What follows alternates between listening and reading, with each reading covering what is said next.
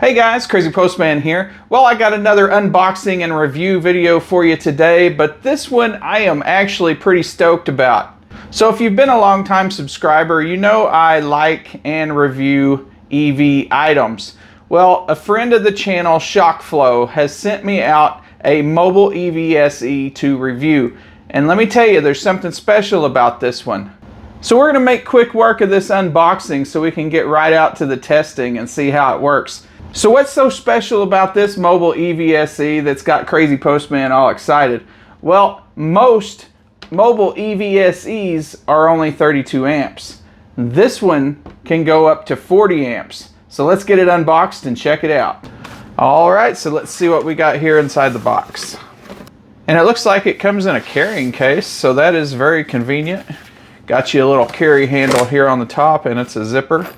No branding, just a black carrying case. That's really nice. See what we're presented with. So this is going to be your mounting hardware in case you want to mount it and use it more permanently. What you'll do, you'll connect this to the wall and it will just slide down into that. And here's your screws for that. We got an instruction manual down here. It's gonna tell you everything you need to know about how the unit operates. Let's go ahead and get into the fun stuff and check out this charging station. It has a cap here that you will put over the end of this. I hardly ever use these, but it will be there just in case. And this is a pretty beefy cord they have here. So this looks like it's put together pretty solidly. This cord seems pretty good. It's pretty tight where it connects in here to the handle, and it seems like you're going to be able to bend it quite a few times. Let's go ahead and get rid of this bag here. One thing I see that I like already is there is a little hole in the bottom of this button here. What you would do, you would get a little miniature lock and put through there so nobody can unplug your car. That would effectively lock this to your car so no one would be able to unplug you. Checking out the unit for the first time, this actually feels pretty substantial. Even though it's a budget product, it doesn't really feel cheap. Feels pretty solid when you pick it up here. Let's go ahead and give this a peel. That was kind of satisfying. So I was examining this pretty thoroughly earlier, but I kept looking at this area to see how well it was manufactured, and it does seem to be pretty tight. I don't think this is all one piece mushed together, but it is very tightly connected there. And the reason why I pointed that out is I have another EVSE from another company and it does not look good. So this is not a Shockflo product, but look at this one. You can see the cord is already pulling back from the connection there. You can see the wires inside, and that is not good. So yeah, Shockflo's connection seems a lot better than this one. Yes, this is a budget unit, but I expect a little bit of build quality, and this has a lot more build quality than this other budget unit that I have. So good job, Shockflo, on making sure that this is a good connection here. All right, so I guess we're done here in the studio. Let's get outside and see if we can really get 40 amps out of this Shockflo EVSE. So one of the major benefits of having the Shockflo 40 amp EVSE is when you're out camping, you can still charge at the same power levels you're used to at home. Now, I'm not exactly at a real campsite. I am at my parents' house. But we are gonna pretend I'm out at a campsite, and I'm gonna use this Shockflo EVSE to charge my car. Now it's gonna be a little complicated here because they don't have a exterior NEMA 1450 plug, so I'm gonna have to use some extension cords and some adapters. Let's do this. So when I say extension cord, I don't mean no puny regular extension cord. I mean this giant beefy NEMA 1450 extension cord. My parents do not have a NEMA 1450 outlet here at their house. They do have a NEMA something 30, but that's going to take an adapter. But luckily I carry an adapter with me up in the frunk. It's not the easiest to get into the Ionic frunk. And then up here it opens just like a regular car hood, and you have your tiny frunk under here. Now you can see I have a regular 120 extension cord that I always carry around for emergencies. Now moving this extension cord out of the way a little bit, you can see I have a generator adapter that I always carry with me, and this is the one we're looking for. This is a NEMA 1450 to dryer socket adapter. Now there's a couple different kinds of dryer sockets here in North America, so you're going to want to make sure you get the correct plug shape. So we're going to grab this, shut our little frunk, then shut the hood. And you just slam that like a regular old-fashioned car hood. You don't got to be gentle on it like the Teslas. It is crazy windy today.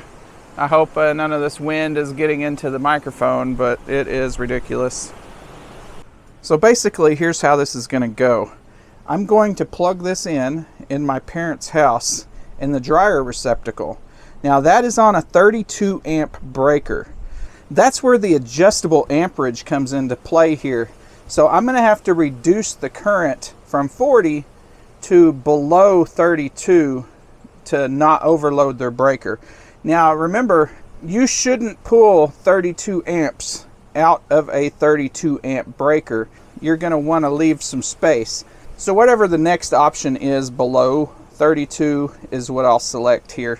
So you can see this plug here is just going to plug into this. So this is what it looks like. I will now go plug this in the house.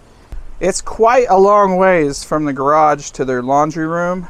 We will use every bit of this extension cord.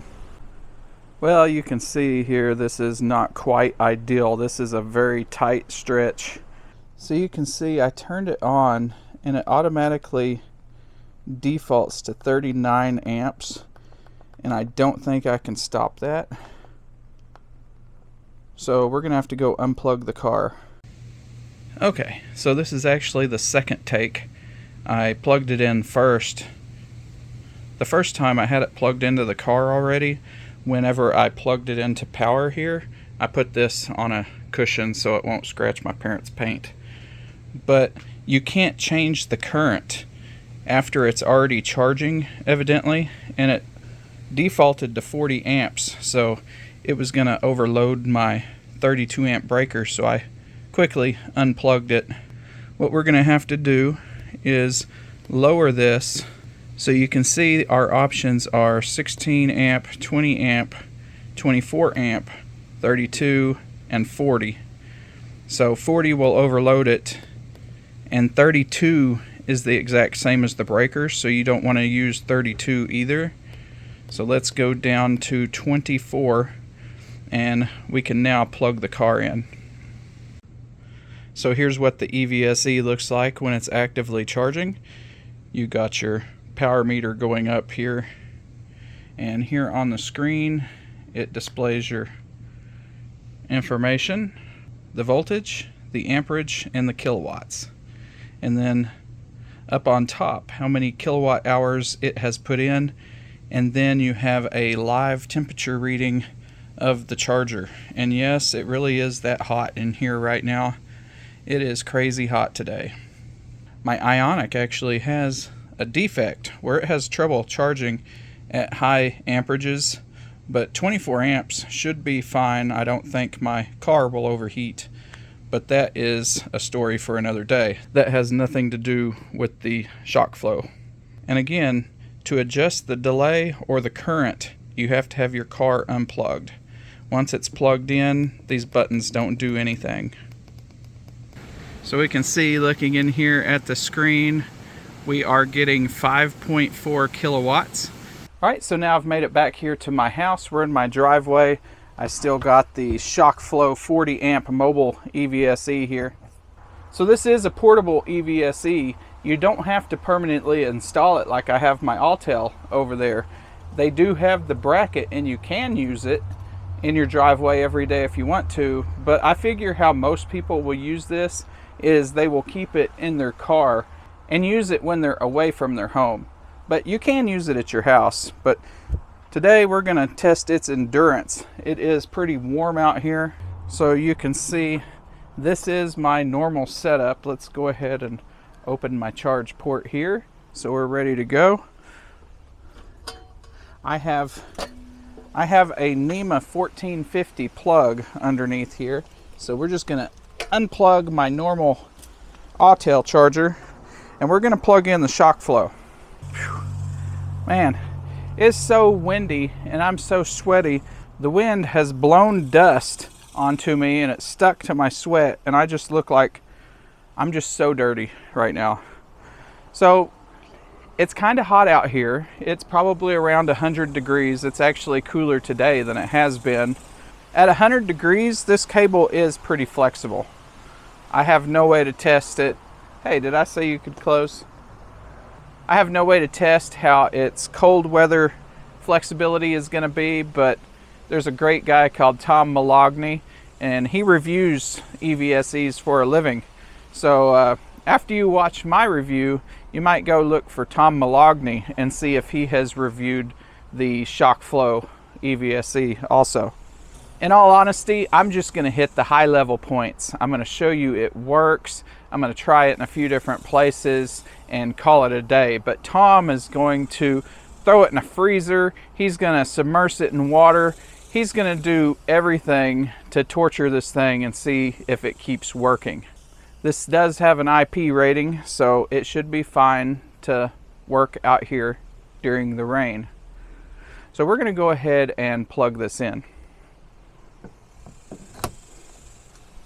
That plugged in pretty good. Nice and easy. I kind of like the way it plugs in. Let me get y'all off this tripod and we'll look at the screen. So I just got everything plugged in and I can immediately tell you it's not charging at 40 amps. So let's go ahead and see what's going on here. So it appears by looking at the screen, it is charging at 24 amps. And that is what I had it set at the last time it was plugged in. So it will remember your settings even after you unplug it. That's good to know. So let's go ahead and stop this session. You have to unplug it, and then we're going to press current up to 40 amps.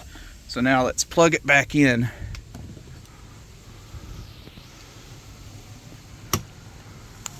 Okay, let's see, we got a click down here. I heard it.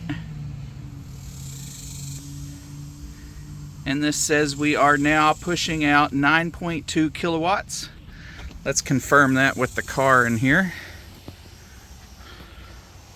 And Ninja up there, 9.2 kilowatts. So this is giving me 40 amps. And it says the car will be charged in 6 hours and 10 minutes. So all in all, it's a pretty good showing for the Shockflo 40 amp EVSE here in the Crazy Postman test anyway. Again, like I said, go ahead and look for Tom Malogny to dig in a lot deeper into the Shockflo. But in my opinion, the Shockflo works perfectly for the portable budget EVSE category, especially because it has 40 amps. So my phone just overheated. It's way too hot out here to be a human and be alive. I lowered the current to 32 amps. My car should be able to handle that continuously. I am going to leave this out here in the heat and see if it can handle 32 amps for, let me see how long the car says. Charging at 7.4 kilowatts, which is 32 amps. The car says 8 hours. So I'm going to see if the Shockflo can handle 8 hours at 32 amps, and I will report back to y'all. Unfortunately, the Shockflo is sitting in the sun right now, so it is going to get pretty spicy down there. It says it's 45 degrees C right now, and it's putting in 7.4 kilowatts. I will occasionally come back out here and check on this throughout the next 8 hours, and I will let y'all know how it goes. Now, the Autel will overheat sitting in the full sun like this. If the Shockflo does overheat, it's not such a big deal. I mean, it is sitting in direct sunshine, but if it doesn't, that'll be excellent. Well, unfortunately, the car did end up overheating at 32 amps. That is just a pathetic showing from the Ioniq 5. They sell the car that it will charge at 48 amps, and I cannot even hold 32 amps. So I lowered the Shockflo to 24 amps to continue charging.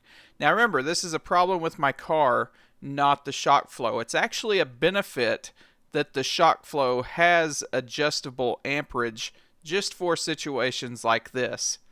Shame on you, Hyundai, for not getting these cars fixed. Alright, so this is the final check-in of the Shockflo 40 amp EVSE. You can see we are still cooking away here at 24 amps. We've put in 14.28 kilowatt hours, and that's about 5.5 kilowatts at 23 amps. Now remember, we had to lower the amperage for the car. That is not the fault of the Shockflo. The Shockflo seemed to be happy to give 40 amps, even though it was really hot earlier.